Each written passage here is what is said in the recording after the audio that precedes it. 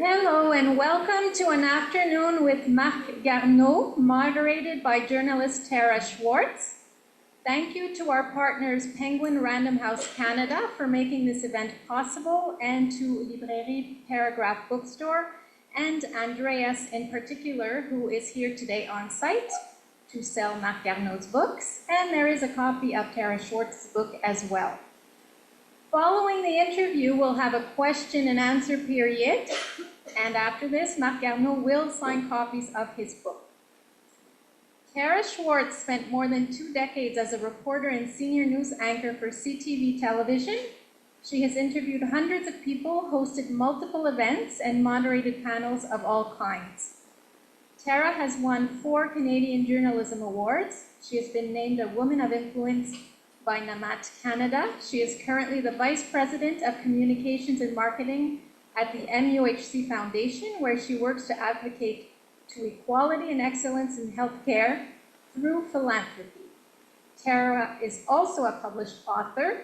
Her first book, a memoir on her path to motherhood, was published in April 2022 and is called Can't Help Falling, A Long Road to Motherhood. And Marc Garneau. On October 5th, 1984, Marc Garneau made history, blasting off from the Kennedy Space Center aboard the US Space Shuttle and reaching a speed of 28,000 kilometers per hour. He became the first Canadian to fly to outer space. That monumental achievement, now etched in Canadian history as one of our country's proudest moments, inspired a nation and ushered in a new era of space exploration for Canada. 24 years later, Garneau made history yet again, becoming the first astronaut to be elected as a member of Parliament. In between those 2 milestones in Garneau's unprecedented career, he was the first Canadian and the first non-American to serve as Capcom, the voice of mission control for astronauts aboard the Space Shuttle. In the years that followed his historic first voyage to space, Garneau returned to space 2 more times, becoming the first Canadian to log 3 trips into orbit and led the Canadian Space Agency through its most dynamic years. In the House of Commons, Garneau would ultimately serve in 2 cabinet posts as Minister of Transport and Minister of Foreign Affairs during some of the biggest events of the past decade. In A Most Extraordinary Ride, Space, Politics, and the Pursuit of a Canadian Dream, Garneau chronicles his once improbable ascent from a mischievous teenager and rebellious naval midshipman to a decorated astronaut and statesman who represented Canada on the world stage, both on and off the planet. Please welcome Marc Garneau and Tarah Schwartz.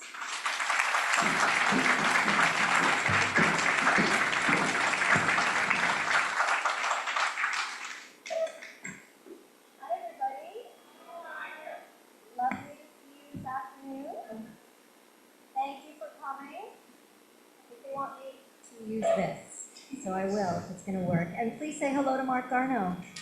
Hello. All right, so I think most of you are familiar faces here, so I think a lot of you know how it goes. So I'll spend about 45 minutes talking to Marc Garneau, asking questions that hopefully some of you have already thought of. And then you hold on to your questions, and we'll have a 15-minute question and answer with Marc where you can get up and ask him your own questions. And then, as Danielle mentioned, you can have him sign your book. Sound good? All right. Okay, so I want to kick off our interview. And it's funny because I interviewed Marc Garneau about 6 weeks ago, I want to say, about 6 weeks ago. That's right. So I know exactly which questions he answered really, really well. So I'm gonna go toward that. So my first question, for those of you who have not read the book, this is my copy. I highly, highly, highly recommend that you read it. It is such an inspirational and exciting book, and I think I read it in 3 days. Like it was a very, very quick read because it's so interesting. And my first question to you, Marc, is I felt as a reader that it was kind of like a friend was writing and telling me about their life, and it was so personal, and it really felt like someone I knew was talking to me. So I want to ask you about the writing process of your book. Well, thank you very much, Tarah, and it's great to be with you again. Writing, at first, when somebody suggested that I should write a book about my life, I found it a little bit daunting because I thought, how can I write? I've written a lot of very official documents in my professional life, but to write something that would capture people's imagination and make them want to turn the page, I thought that's going to be a lot more challenging. And right from the beginning, in talking to my family, I decided that if I was going to write the book, I had to be very, very honest about my life. And that included not only the successes that I've had in my life, and I've been very fortunate that I've had a wonderful set of careers, but also to talk about the more difficult subjects in my life, the mistakes that I made, personal tragedy in my life, those kinds of things are all part of what make all of us as human beings. We're not all just success, not by a long shot. So that kind of approach to writing the book, I thought, was very, very important. The other thing is that when you write a book, if a publisher decides to take you on, then they assign an editor to you. And this is somebody who has a lot of experience in trying to help you craft a book that will be readable. And so I was very fortunate at Penguin Random House to find an editor who was assigned to me, and they played a very important part in helping me to write the book in such a way that in the way that it turned out, with lots of good advice. And probably the most important piece of advice that I got from that editor was, I remember him saying to me one day, he said, "Mark, you're very good at telling people what you did in your life, but you don't tell them enough about why you did it and how you felt at the time. You've got to open yourself up a little bit more." And that, of course, was something new for me, because I'm a fairly how should I say, discreet person. I don't talk a lot about myself. But that exercise of coming out and speaking about my innermost feelings was not only important for the book, but it was also something that helped me grow as a person. So I really enjoyed the whole process. And I can tell you it really is honest. It's honest and it's raw and it's really lovely, so I do encourage you to take up a copy. You describe your parents in the book. I love the way you describe them. You describe them as argumentative and pragmatic, which I think are two fantastic qualities, and you really see that as a positive thing. You talk about your father, that he taught you responsibility, your mother taught you how to dream big. So I want you to just tell our friends here a little bit about what your parents meant to you, what your family meant to you throughout, from when you were young to what they mean to you today. Well, it turns out a great deal. And I think all of us, if we think about our own parents, we might be willing to agree that when we were young and they were our parents and trying to raise us, that we perhaps didn't fully appreciate some of their qualities and why they made us do certain things and why they told us we couldn't do other things. And that was another part of writing the book, that I realized that although there were moments when I was growing up, and I had a rebellious phase in my youth, which is in the book, I didn't fully appreciate some of the parenting that they were doing. But later on, I grew to understand that they did a really, really great job in trying to instill proper values in me. And also, as you say, in the case of my mother, helping me to dream about possibilities in life. And, when I look back at it, and I hope I convey it in the book, I was very fortunate to have two wonderful parents. Yeah, you really do. And he left home at a very young age, 16 years old. I have a little boy who's 12, and the thought of him leaving in 4 years is a little traumatic. So that leaving that you did, you ended up going and creating a career for yourself in the Navy. So that is my next question. I want to talk about what life was like at that time for you in the Navy, what you learned, what you loved, and is that still a career that you would actually recommend to young people these days?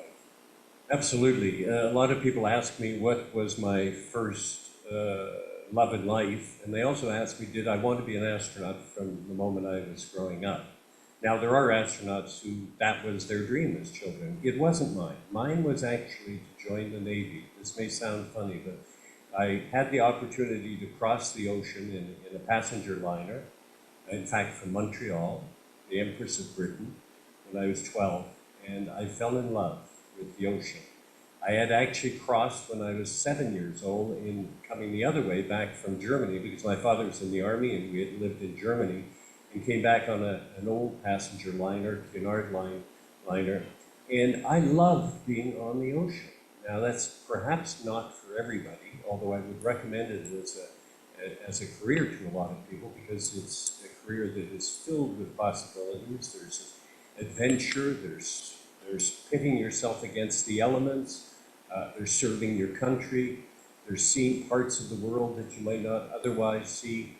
That's what appealed to me. That's why I wanted to join the Navy, and that's what I did ultimately when I turned 16. I went to military college, not too far from here in Saint-Jean, the Collège Militaire Royal, and began my naval career. I mean, I also got a university degree while I was in the military college system, but also ultimately it prepared me to join the Navy and to be an officer serving in Canada's Royal Canadian Navy.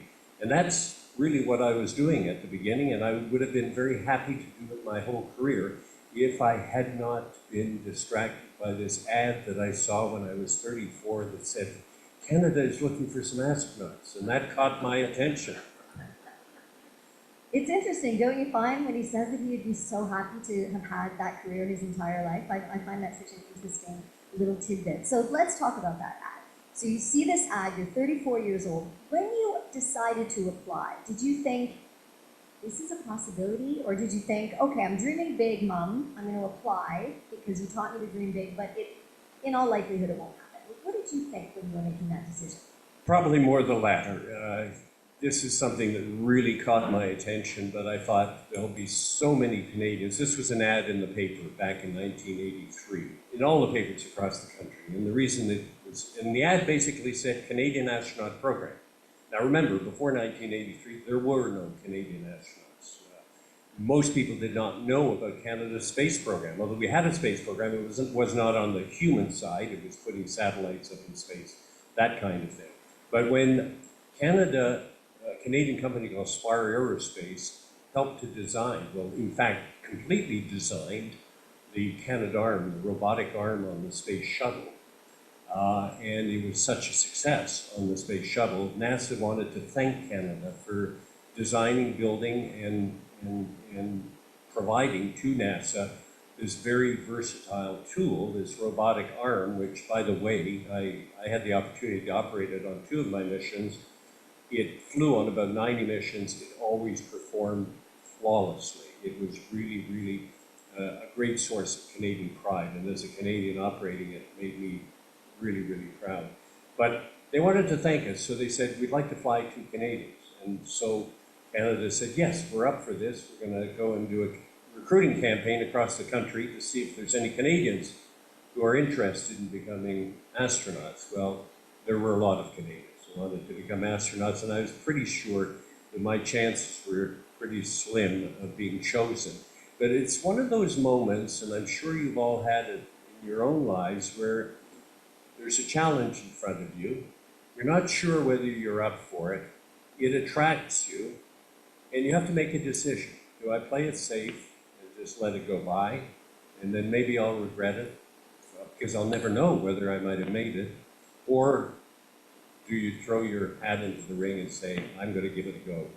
And I talked to my family about it, and they said, give it a go. And I gave it a go, and 6 months later, I became one of the first 6 Canadian astronauts. So this was literally a dream that came true for me. Wonderful. Tell us about the training. You become one of the 6 Canadian astronauts chosen. What was your life like for the next foreseeable future? So when I was chosen, 3 months later, I was assigned to be the first to fly. And so I had 7 months to get ready for a flight in October of 1984. And the training was pretty frantic because I had to learn about what to do on board the space shuttle, because I was going to be a crew member on one of the flights, and there's a bunch of things that you have to learn to do I was not a professional astronaut, but I had to learn what to do in an emergency. I had to learn how to use the radios. I had to learn how to prepare food. I had to learn how to go to the bathroom, which is very different from the bathroom down here on Earth. I had to learn a bunch of things that all astronauts are expected to do because we all share in certain responsibilities like photography and other things. Plus, I had some Canadian experiments to perform. That was the main reason that I was up there. And so I had to learn these 5 experiments that were assigned to me by Canadian scientists that I would be able to perform while I was up there. So that 7-month period from the time I was chosen until I flew in October of 1984, just over 40 years ago, was a busy time, but such an exhilarating time. And I have to say, you know, when I was chosen to become the first, I suddenly realized, oh my goodness, my dream is going to come true here, but I felt a great weight on my shoulders because I felt Canadians will be watching this. There will be great expectations, and I don't want to let them down. And so, in a way, I sort of, I realized that it wasn't just a question of learning what to do on board the space shuttle. He was also dealing with the pressure of performing well. And so that was always there at the back of my mind as I prepared for the flight. Wonderful. All right, ladies and gentlemen, I want you to strap yourself in for this next question, okay? I felt incredible tension, and it was such a beautiful lead up to your first blasting off into space. It happened over pages in the book, and you just built it up so, so beautifully. And you talk about it, and I'm quoting you, you say, you can't delay what's coming, and it's too late to change your mind. Right? Like something we can all relate to. So you describe that moment so beautifully in your book, but hearing you describe it, which I did at our last interview, is truly, truly wonderful. So I want you to take all of us here in the audience back with you to that moment when you are strapped in for the hours before it until you launch. Okay, I'll do my best. So the morning of your launch, and our launch was at 7:03 a.m. in the morning. They wake you up at 2:45 in the morning. And you get up, you brush your teeth and you shave, and you get dressed, and you go for a last medical exam to make sure that you're fine. Your vital signs are good. You have breakfast. You test your helmet and your space stuff that you're going to be using, your communications equipment, that kind of thing. And then you head out to the launch pad. And you do this in a van they call it the Astro van. And it's really an RV of some kind. And you head out to the launch pad, and it's still dark. And as you approach the vehicle, and it's all lit up, and it's very, very busy at this time. They're filling the big orange tank with fuel. You sense that a great deal is going on. Launch control, all of the flight controllers in launch control are checking every single system on board. You arrive at the launch pad, you get in an elevator, and you go up to 195 feet, and then you cross a gangway, and then you are checked out by a few people, and they help you to sit in the vehicle. Now remember, the vehicle, the space shuttle, is vertical. So it's not like getting in a car which is horizontal. Imagine if your car was pointed up towards the sky. It's a little different getting into the car, and that's why you need people to help you. You don't want to be stepping all over all of those important controls that you're going to use during the flight. So I was strapped in, connected to my air supply, connected to my radios, connected with my books that I might need during the actual launch itself. These are documents that you use in case a problem happens, how to react to it. And then when everybody is sitting in the vehicle, and it's still 2.5 hours before launch, the 3 people that helped you get in say, have a good mission. They close the side hatch door, they leave, and you are alone. So on my first flight, there were 7 of us, 4 down on the mid deck and 3 up big barn, 3 on the middeck and 4 up on the flight deck. I was on the middeck. And it's 2.5 hours before your flight. And it is the longest 2.5 hours in your life. Imagine yourself strapped in, like I've just described, pointing towards the ceiling. You've got nothing to do. The countdown is proceeding. You can hear it all and all the conversation. And you know that in 2.5 hours, they're going to light the motors up. And you are going to head towards space. You are going to go from a velocity of 0 to a velocity of 28,000 kilometers an hour. So to give you an idea, you know, Ottawa is about 200 kilometers from here. So if you're in the space shuttle, that would take you about 25 seconds. So I wish it still did, because I often go to Ottawa. But that's how fast you've got to get going, because if you don't get going fast enough at that speed, called orbital velocity, you will not stay in space, you'll come back down. So you need to reach that so that you are in a velocity at your altitude where you just orbit the Earth. You don't come back down, and that's what you are going to achieve. And that's all going to be done in 8.5 minutes. And there are, sad to say, lots of things that can go wrong. It's a very dynamic phase of flight, because you're going to release 7 million pounds of thrust from those 2 big solid rocket motors and the 3 engines of the space vehicle itself. And it's going to take, as I say, 8.5 minutes to reach that orbital velocity. You are going to feel all sorts of sensations.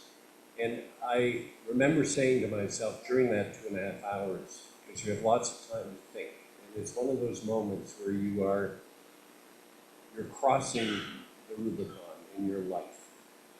You are committing to something that hopefully will go well, but that will change you forever. Even if it goes perfectly well, you realize that this is one of those moments in your life. And I can remember thinking about my family, who were watching me, probably nervously, from the ground a few kilometers away. And I wondered whether I had told my wife and my children how much I loved them, because this was one of those moments when it was important for them to know that. And I wanted to have peace of mind, and you know, that they were with me, and that I had not left anything undone before this, because it was one of those moments. And I thought about my parents and how great a job they had done in getting me to this time in my life. You have a lot of time to think, and it's a very introspective time. Many of us are not terribly comfortable sitting 2.5 hours doing that kind of thinking. We look for distractions, because it's deep thinking about life itself. And I'm so glad I went through it, although it was an uncomfortable 2.5 hours. And finally, towards the end, you start getting listening to launch control, you start getting the feeling that everything is working. All of the systems are go. Even the weather is good. And this is going to happen. And then you make this transition from thinking about all those things I've described to, all right, now let's focus on what's going to lie ahead of us. And you just turn your mind towards it. And you focus on what's going to happen during every second of that 8.5 minutes once they light up the motors. Right?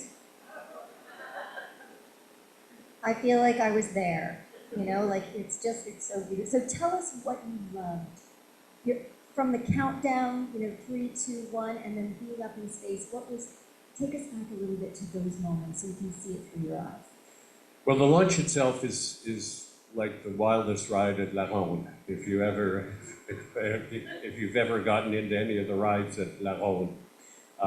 3 sensations. Noise, it's really loud. Secondly, vibration. It reaches into your seat and shakes your seat, because so much power is being released and it transmits through the structure.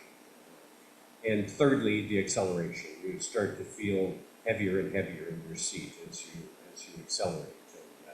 And, you've probably all felt that at some point in perhaps a smaller amount when something suddenly moves and you suddenly feel like you're heavier for just a brief second. Fortunately, everything went really, really well, and when you reach that velocity of 28,000 kilometers an hour, what they do at that point is they cut off the engines because you've reached your velocity. And that's called MECO. MECO stands for main engine cutoff. And then suddenly, after all these very, very strong physical sensations, it's suddenly totally quiet. And you feel yourself loose in your seat belt. And you suddenly realize sometimes floating. And you can hardly wait to take off your seat belt and your harness and float out of your seat. And this is the best part. It's going over to the window and looking out. And you know you're in space, but you've got to see it with your own eyes to realize, I'm not looking at a picture, I'm not looking at a video, I'm not imagining this, I am actually up here. I happen to be the 150th human being to go into space. I realized how privileged I was to be able to do this and to look down at our planet and to see the blackness of space surrounding it and to see how beautiful it looked. And to realize that we were already over Europe by the time I got out of my seat and looked out. I could see it, the coast of Europe approaching. And that is what stays with you for the rest of your life. It's those views of Earth and the perspective that you gain from it. Because when we're down here on Earth, if you look around you here in Côte Saint-Luc, you might see, if there's no buildings in the way, 5 or 7 kilometers around you. But when you're up there, you can see 1,500 kilometers in front of you, and you go around the planet in 90 minutes. So it's an hour and a half, and you go around it 16 times every day, and you see all the countries of the world. And you realize that there's 8 billion of us living down here on this planet. And how important it is for us to find a way to get along with each other. And to find a way to take care of this planet, because it is our only option. There is no plan B. And you begin to think, because of this unique perspective, that we need to do better. And I think every astronaut who's had that privilege comes away with the same feeling. And people have often joked astronauts about bringing leaders up there, because if they saw that, they would feel that sense of all 8 billion of us need to find a way to get along with each other. And you know, if we do find that way, that wisdom, and have taken care of our planet, the future will be bright. But anyway, those are the things that stay with you for the rest of your life. Thank you so much, Mark. It's so beautifully described. Wouldn't you agree? It's just so beautiful. Thank you. Now, time passes very quickly with you, Mark, so I'm going to speed through the rest of his career as an astronaut, because there's so much that happens after that I want to touch on before you get to your questions and before you get to the book signing. So, amazing career as an astronaut, then you decide, okay, second of 3 amazing careers, to lead Canada's space agency. So I love how you describe this as well, because you talk about the wonderful things that Canada has done, our leaders, our accomplishments, that it was more than about human spaceflight, which you say gets all the attention. So talk about what Canada did, your time at the agency, and what people don't know about Canada's contributions. I'm glad you asked that question, Tara, because Canadians, and I've made it a mission of mine to try to tell Canadians about what Canada has done in space, because we truly have been a pioneer in space. The space age was started with Sputnik, as some of you may be old enough to remember, in 1957. That ushered it in the space age, and people began to realize there's so much we can do if we use space properly. We can put communication satellites up there, we can put scientific satellites up there, we can put Earth observation satellites up there, we can send missions to robots to explore Mars. We can perhaps one day send humans out there to the moon, those kinds of things. And Canada was very quick to grasp this. Why?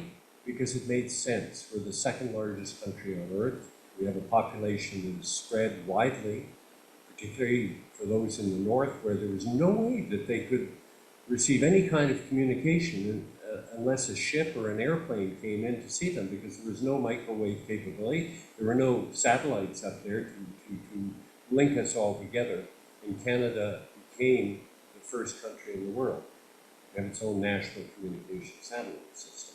The launch of Anik A1 under the control of an organization called Telesat. We were the third country in the world to build and to design and build a spacecraft. It was called Alouette 1. It was a scientific satellite which was launched in 1962. The Americans launched it for us in return for us sharing all of the data with them. That scientific satellite was trying to understand what caused the aurora in the sky, the aurora borealis, because it was important to understand it, not only for its beauty and the mystery of it, but because it had a big effect on what was called high-frequency communications in those days, which was the only way we could communicate long distances. So Canada was a pioneer right from the beginning. We, of course, built the Canadarm. We are the world leaders in remote sensing using radar. Why do we use radar to look down on Earth? Why? Because there's lots of cloud and there's lots of darkness. And radar can see the ground through darkness and through cloud. So Canada has had a very illustrious space history, and many Canadians are not aware of it. That if I waved my hand and turned off all of these satellites that are up there that are Canadian, we would be paralyzed down here on Earth. We don't think about it because we can't see them, but they connect us, they provide vital information to us, and they will continue to do so if we develop new programs wisely and put them up in space. For example, Canada is going to build a constellation of satellites that are focused on forest fires. We're getting a lot of forest fires in Canada. And to fight those forest fires, we haven't got enough resources to fight them all at the same time. We need to identify the ones that we need to focus on more because they're more intense and have more potential of growing big and affecting a lot of people. So that's an example. And those are the kinds of things where Canada has made use of space, I think, very, very wisely. And there's a great company right here in Montreal. You may see it on Highway 40. It's called MDA. And they're about to start building 198 satellites called the Lightspeed satellites, which will help us with our communication. Thank you so much, Mark. So interesting, eh? So many things that we didn't know about what Canada is contributing, which is fantastic. So Mark's amazing second career, leading the Canadian Space Agency. Again, if you read the book, there's lots of wonderful detail about what that means. But because we have only a little bit of time, I'm going to jump ahead now to his third extraordinary career. But before I get to that, I do want to touch on like a little bit of a harder subject. I want to talk about loss a little bit. And you do express it so rawly and so beautiful. You lost your brother, who was very precious to you. You lost your first wife.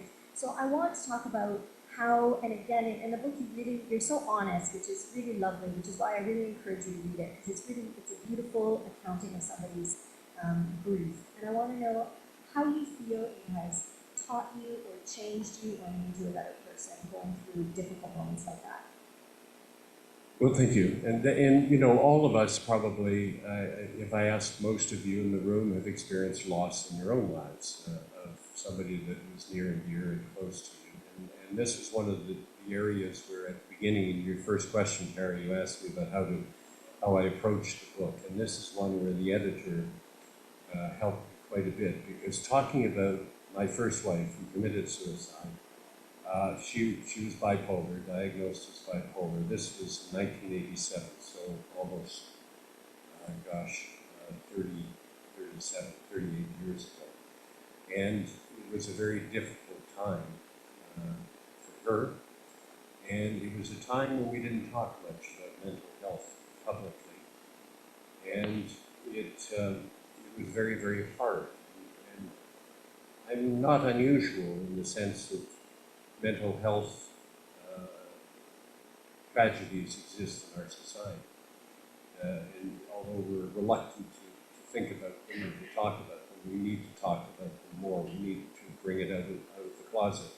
And this is where the editor said to me, he said, you know, it probably would be a good thing for you to express a little bit more how you felt at the time when that happened.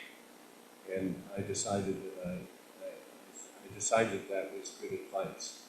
And I had 2 children at that time, twins, 11 years old, and I found myself as a single parent now on my own.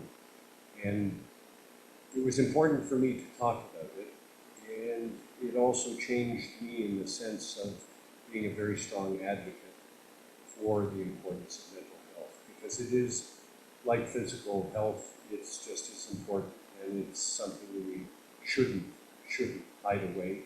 We need to be public about it, and I thought if I am not public about it, then I won't be doing my job and living up to my own convictions and how this affected me. And in the case of my brother, well, you know, my brother died of cancer when he was 48. He was my best friend, and that was very difficult. But that is something also that many, I bet, in this room have experienced the loss of a loved one and a dear one. And I thought it was important to talk about that as well, because as human beings, we tend to shy away from talking about these things, except perhaps to our very, very closest family. And yet, it is important that these things, which are part of life, that we be honest and open about it. And so that's the approach that I took.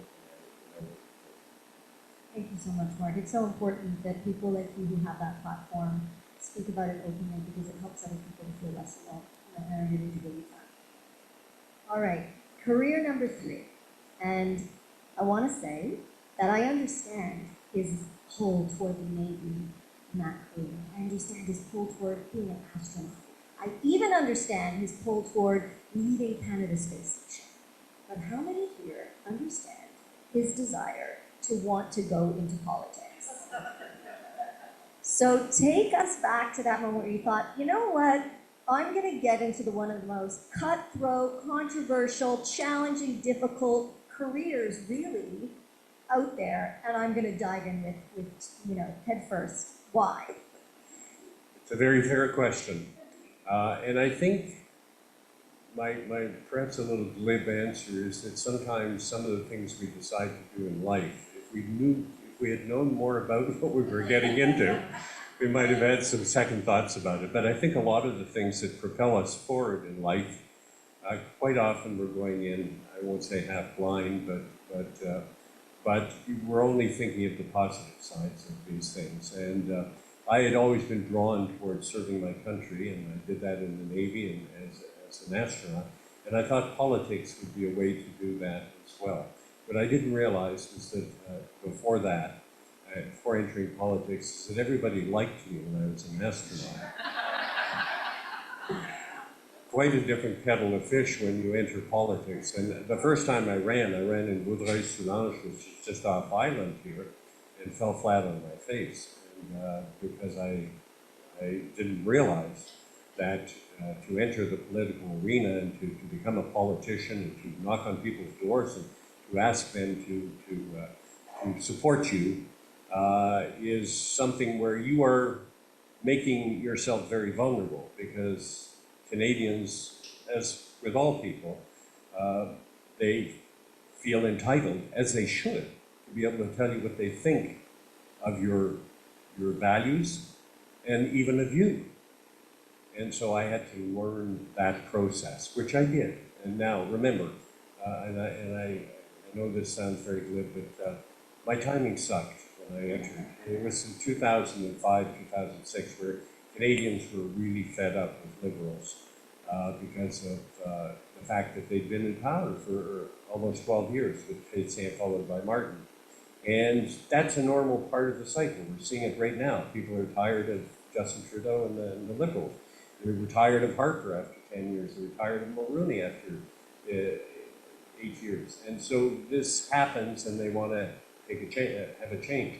Plus, in Quebec, there was the sponsorship scandal, which didn't seem to be that big a deal in the rest of Canada, but was a very big deal here in Quebec. And I was reminded of that, even though I had nothing to do with it and I was brand new, but every door I knocked on, oh, you liberals, your sponsorship scandal, you're a bunch of crooked, corrupt people. And so it was a baptism of fire for me, and I had to make a decision afterwards when I was soundly beaten. I not humiliated. I got 18,000 votes, but certainly convincingly beaten by the Bloc Québécois. They were, I think, became the official opposition. In fact, I'm trying to remember the name, Gilles Duceppe, I beg your pardon, who was actually very good as a politician, but despite his separatist leanings. But so I had to make a decision after that. Suddenly I had fallen off my pedestal and flat on my face from being somebody that Canadians liked and were fascinated with the space business, to suddenly a politician who shows that it doesn't matter what you were before. If you can't do the job of being a politician, what should I do with my own life at that particular point in time? And I decided to stick it out. First of all, I don't like to lose, and I thought, well, this is a learning moment for me, and I spent the next 2 years working within the party, and was fortunate to be elected in 2008.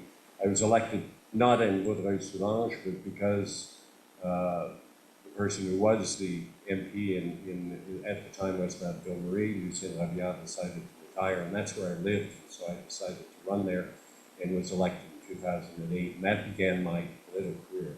First 7 years in opposition, and then 7 years in government.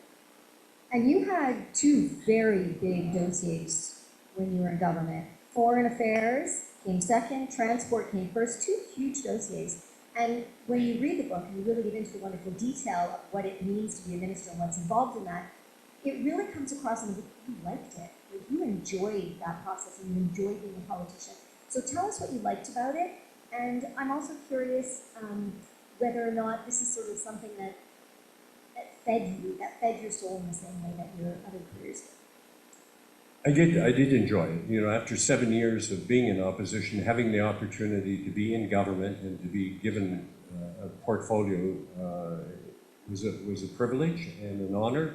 And I became the transport minister and was there for over 5 years. And so I was the third longest serving transport minister in Canadian history.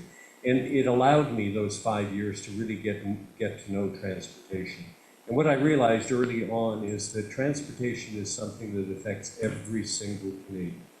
Every single Canadian has an opinion about transportation. I bet you if I asked every single one of you in this room today, you would have something critical to say about transportation, some of which is municipal, and I'm very cognizant of Cavendish being just outside the door. Some of it is provincial and some of it is federal. And my, of course, responsibility was federal. But transportation is not just boats, trains, planes, trucks, and cars. It is all of our airspace. It's all of our 45,000 kilometers of railroad. It is all our ports. It's the huge, huge file. And it affects every single Canadian in so many ways, not only because we use transportation, but also because we're a trading nation. And so many of our goods, and you're not far from a whole bunch of railway tracks nearby here, but our railways carry huge amounts of stuff that end up in ports that go to other parts of the world that help our economy. And railways, of course, nobody loves railroads. Some people love taking via rail. I love taking via rail, but everybody is critical of our railroads, either because they don't like the fact that there's a crossing here, or that they make noise in the middle of the night, and that sometimes, unfortunately, kill people, those things. But I had to sort of deal with all of those things, our ships, St. Lawrence Seaway. And I just fell in love with the portfolio and tried to sort of really do the best I could to increase safety, address Canadian concerns. Lots of people, for example, here in Montreal, they hate the noise from those airplanes coming in. You know, if you live in a Hunsig and you're out over the flight, under the flight path of incoming airplanes, you have opinions about it. So it was a portfolio that involved a lot of people.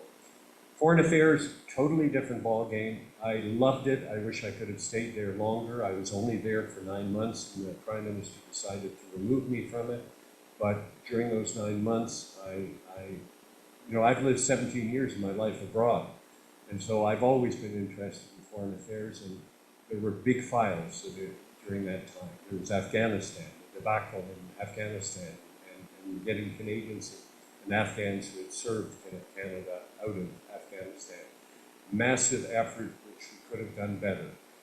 There were the two Michaels in China who had been locked up for, in the end, 1,019 days. And one of my greatest pleasures was being on the tarmac at Calgary when they arrived back in Canada after their long ordeal and getting to know the two Michaels.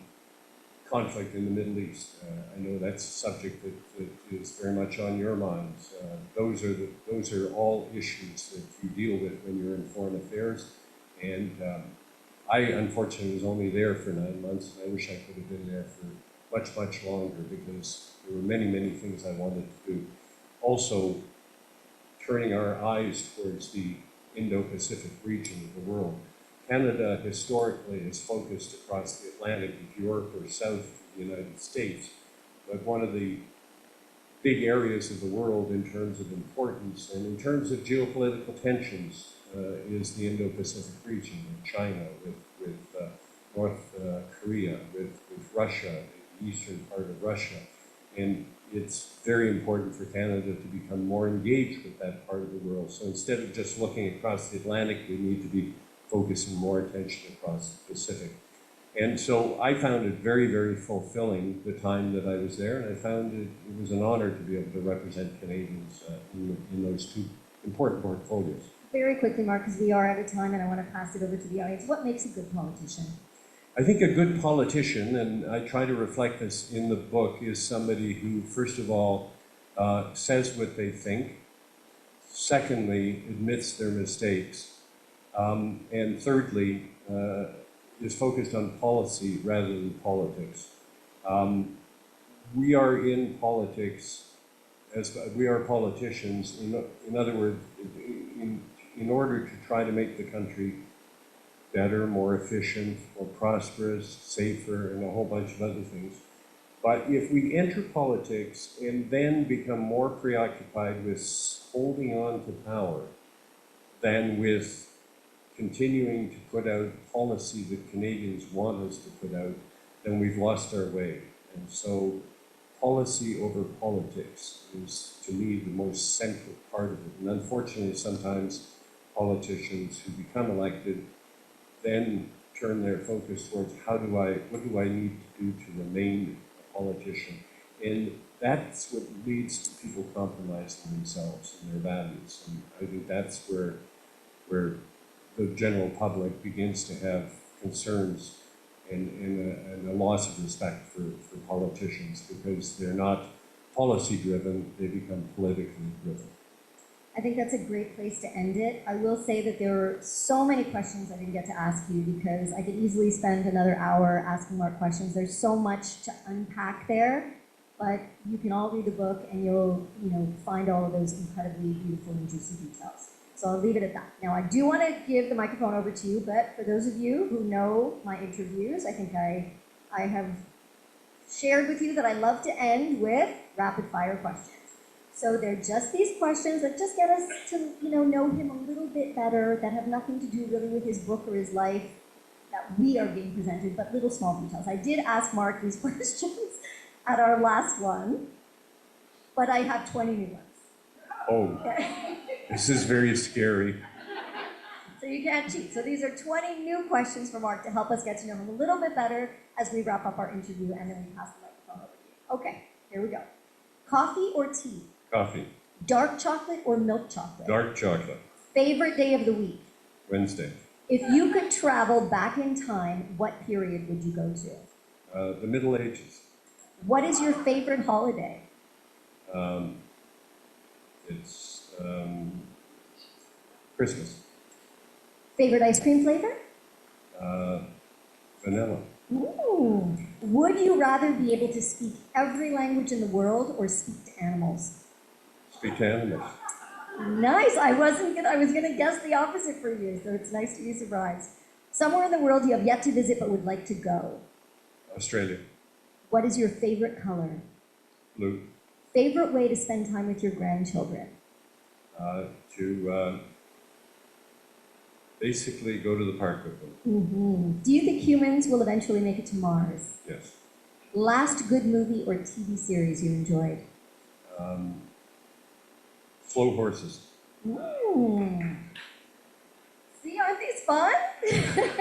What dish do you enjoy cooking? It's an otterlingi. It's called. It's made with chickpeas. Okay, there we go. Forget the name of it, but it's really good. Have you ever sung karaoke? No. Terrified. Favorite season? Spring. Do you prefer hiking through the woods or walking on a beach? Walking through the woods, hiking through the woods. Can you play an instrument? No. If you could change one thing about the world, what would it be? I'd like everybody to be more tolerant of each other. Love it. What is the most valuable lesson you learned from failure? That nobody's perfect. Are you right-handed or left-handed? Left. Are you good at keeping secrets? Yes. Do you have a guilty pleasure? Milk chocolate. Dark chocolate. What never fails to make you smile? My wife's jokes. Do you ask for permission or ask for forgiveness? More and more ask for permission. Did you make a New Year's resolution? I did. And I see you're wearing astronaut socks. Did you buy those or did someone give them to you? They were a Christmas present. That's what I thought. Marc Garneau, everybody. Thank you. All right, ladies and gentlemen, the turn is yours. You've got 15 minutes. I believe, Danielle, you want people to come up to the front and ask their questions here? Yes, exactly. I'm All going right, to so- put the microphone in the center here. Who's got a question they'd like to come up? I would like Yes, you to sir. walk up to the microphone. Two comments and a question. First of all, I worked for 31 years for CN, so I love the railroads. Two, you made me the proudest Canadian ever. I can remember the morning watching TV and saying, "Go, Mark, go."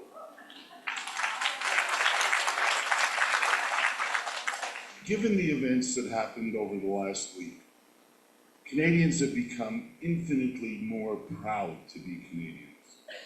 How do we harness that? How do we use that to make us the best?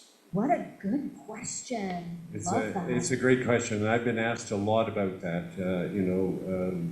Donald Trump's sort of provocative comments about Canada have suddenly made us realize that, different people are wondering how serious is he about this, or is he just sort of having us on, and is this part of a negotiating tactic or what have you? But I think it's made all of us think a little bit about, that hypothetical possibility. And I think the vast majority of Canadians have said, no, we're not going to do this.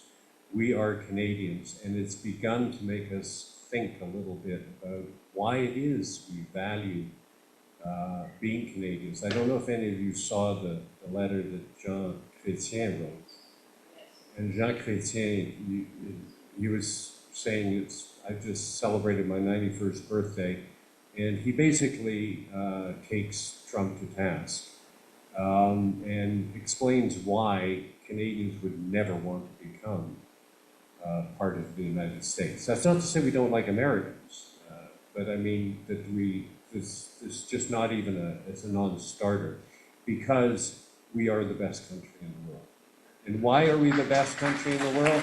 for a whole bunch of reasons, and some of them that he brings out I really, really love. And I encourage you to read his article. But it has made us think, sir, about what it is, maybe, something we don't think about, about why we might have good reason to value our country, despite the difficulties we're going through right now. We are going through difficulties right now, there's no question about it, but this too shall pass. But we are most fortunate as a country. And I can tell you from seeing Canada from space, the beauty of our country, the vastness of our country. And, you know, we have so much in the way of natural resources, we have so much in the way of natural beauty. We have a country where we aren't perfect, but we try to be tolerant of each other. We try to display values of compassion. And yes, I know we have some challenges. I'm disturbed by the anti-Semitism that exists at the moment. There's also Islamophobia. There's a whole bunch of intolerance. But I think, and I hope, that we will continue to try to live up to the kinds of ideals that I think have made Canada the best country in the world. And we've got to continue, all of us, doing that. Thank you, Mark. Who else would like to ask a question? And if there's anybody who has mobility issues that would like to ask a question, just raise your hand and I'm sure we can get the camera to you. So maybe, sir, you can just stand right behind this lovely lady and we'll have 2 questions then. Yeah, on a different level, on a personal level, when you were in space, were you scientifically inspired or were you spiritually inspired? So going into space involves an experience on 4 levels. One is physical, and that's obvious to everybody. You're floating. You can't float on Earth, and here you are floating up there. It does produce changes in your body. It's emotional because it's a very powerful emotion to be up there. It's an intellectual one because you start to think about, you know, when you see your planet and the blackness of space around it, you begin to think about the universe and those fundamental questions that are still unanswered about, you know, what's our part in this universe? How did this universe get created? And in what direction is it going? And is there life elsewhere? Those things. But for some people, it's also a spiritual experience. And it depends on the person. I can remember, and I quoted in the book, I can remember sitting on the launch pad, and I'm somebody who has been challenged by space throughout my life. I mean, I started off life as a very devout little Catholic. I served Mass daily, and that kind of thing. And then I grew disillusioned with the Catholic Church. And so I've had challenges, but I can remember sitting on the launch pad, and I said, I hope there is a God, facing what I was about to face. And I remember an American saying to me, I said the same thing to myself. And when I got to space, I was sure there was a God. And I thought that was a beautiful sentiment. And it is definitely, the space experience changes you in so many ways because it is so different from anything we experience down here on Earth that I can fully understand why some people find it very spiritual. Thank you, Mark. Thank you for the question. Appreciate it. Over to you, sir. It's a little bit of a follow-up from the previous question. One very quick question from each of your careers. When the space shuttle was after you, 2 of them crashed, people died. Did you feel, well, how lucky I was that I wasn't on those? What actually went through your mind? Second question is, in your political career, you were touted to be possibly the leader of the Liberal Party and possibly Prime Minister of Canada. You realized at a certain point it was not your time, that the trend was towards restitution. How did you feel about that? So 2 very big questions, and I do discuss these quite a bit in my book. I was down at the Johnson Space Center when Challenger launched on that morning in January 1986, and I was watching it on the screen like everybody else. And the room was filled with people, and 73 seconds after launch, this conflagration, this explosion, this tragic loss of the Challenger occurred. And I can remember like everybody else in the room, being incredulous and just not knowing what to think, and thinking this must be an artifact of television. This didn't really happen. We're gonna find out in a minute that everything is still fine and it's on its way up there. In my case, perhaps not as much, because I knew how every second was supposed to unfold, and I knew that when I saw what happened at 73 seconds, that there was no way the crew was going to survive. There was no survivable scenario at all. There is no survival scenario during the first 2 minutes. And it happened again in 2003 when Columbia, this time coming back from space, because it had punctured a section of the left wing because of a piece of foam that came off the external tank during the launch, that it was not capable of, because the temperatures that you reach coming back from space are over 2,000 degrees centigrade. And that's why you have these tiles underneath, and you have these carbon-carbon composites on the leading edges of the wings that get very, very heated up. And they're there to protect the aluminum hull of the orbiter, which that aluminum melts at 800. So 2,800, you can do the math. And unfortunately, and I was watching that on that morning. I had retired from being an astronaut, but I spent the rest of the day at the Canadian Space Agency. I was president at the time, doing interviews with people and explaining to them what had happened when it disintegrated at 200,000 feet. What it made me realize is that something I knew from the beginning is that you cannot make spaceflight 100% secure. And so you have to make a decision. And after the first Challenger disaster, I had to make a decision. Well, am I going to continue in the program? And I thought long and hard about it, and I decided that my love of this profession was stronger, and that I was ready to accept the fact that it's possible that I'm going to be dealing with the probability, possibility of failure. It's like a lot of things in life. You make decisions about what you're going to do in life. They're not all life and death decisions, but you make a decision about whether you will do something. I have never been a person who wanted to reach the end of my life and have to say to myself, I wish I'd done that. I would have, should have, could have, whatever. And I don't want to have regrets at the end of my life, because we only have one life. And so I've always been perhaps willing to undertake things that carry a risk. Not always risk of death, but risk of failure. And I have failed in my life on a number of occasions. But I'm still glad I did it, because I don't want to have regrets. So that's that part. On the political side, it became apparent to me after, because I was in the leadership race, as you say, in 2013. Justin Trudeau won it. He won it handily. I'm glad I went into it, but I realized one thing.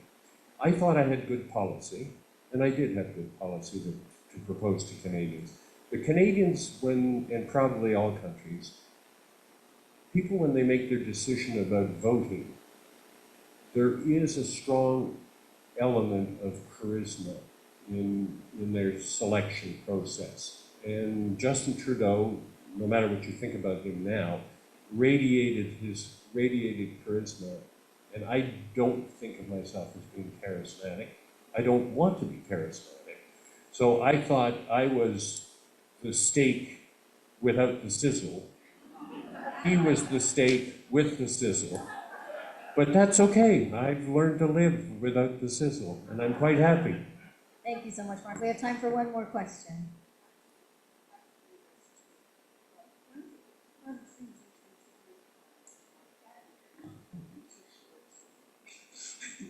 In terms of your past, I'm close. Oh, yeah, okay. In terms of your past, what made them choose you at the beginning? That was one thing. As an astronaut? As an astronaut, yeah, because that's what started this whole thing. And the other thing is, in the future, what do you think of Musk? He's brilliant and he's dangerous. And I'm just curious about your opinion of him from a scientific point of view and also from a political, social, whatever. Thank you very much. Thank you. You know, I speculated quite a bit about why I was chosen because nobody ever told me why I was chosen. So I often wondered about that. Why was I chosen to be the first to fly? Nobody came up to me afterwards and said, we've chosen you to be the first Canadian to fly because of this, this, and this. So I had to speculate in my own mind as to why I might have been chosen. One was because I was probably the only one who was fluently bilingual, and I think that they wanted the first to fly to be able to talk about the experience in both languages. Secondly, I had, because of my naval experience, when I talk about this in the book, when I was 20, I crossed the ocean in a sailboat, 13 of us in a sailboat. It was a 20-day crossing, and when you are in a sailboat, 20 of you crossing the ocean, and I did it the other way as well, I did it twice. You have to work as a team in a difficult environment, and there are a lot of parallels with being part of a crew and being in space. So I thought that helped as well. So, but that's only speculation on my part. As far as Elon Musk is concerned, there's no question he's a brilliant man. I view him as a bit of an idiot savant. He is deeply flawed, as we have all seen. In fact, he's a little bit nuts, to be honest with you. And that bothers me a great deal, especially when he's going around criticizing Germans, he's criticizing French, he's criticizing everybody. He feels somehow empowered to go. He's criticized Trudeau the other day. He feels entitled to criticize anybody he doesn't agree with. And he's got this powerful, social media X on which to vent his feelings about things. I've met him. I met him before he became famous, and there's no question. I mean, he's brilliant in so many ways. As an entrepreneur, there's no question about it. But like a lot of people who have these incredible talents, they also often have